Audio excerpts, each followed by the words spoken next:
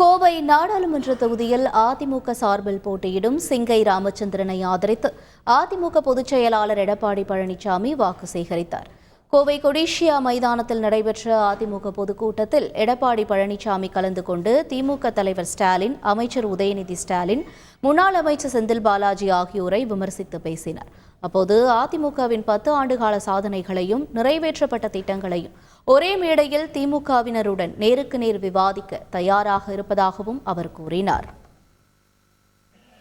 ஸ்டாலின் அவர்களே, அனைத்து இந்திய அண்ணா திராவிட முன்னேற்ற கழக ஆட்சி இருண்டாட்சி என்று எல்லா இடத்திலும் பேசி வருகிறீர்கள்.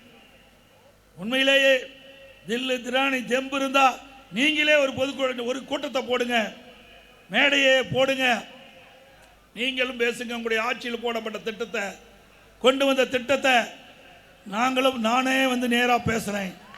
நானே நேரா பேசுறேன். எந்த இடத்தில் கூப்பிட்டாலும் நான் வர தயார். அண்ணா திமுக ஆட்சி 10 ஆண்டுகள் ஆட்சியில் செய்த சாதனைகளை நாங்கள் சொல்லுகிறோம். நாங்கள் சாதனையை சொல்லி வாக்குகளை கேட்கிறோம். நீங்கள் வேண்டுமென்றே திட்டமிட்டு அவதூறு பிரச்சாரத்தை பரப்பி எங்கள் மீது குற்றம் சுமத்தி, பொய்யான குற்றத்தை சுமத்தி அரசியல் ஆதாயம் தேட பார்க்கிறீர்கள். ஒருபோதும் நடக்காது. செய்திகளை உடனுக்குடன் தெரிந்து கொள்ள உடனே சப்ஸ்கிரைப் பண்ணுங்க.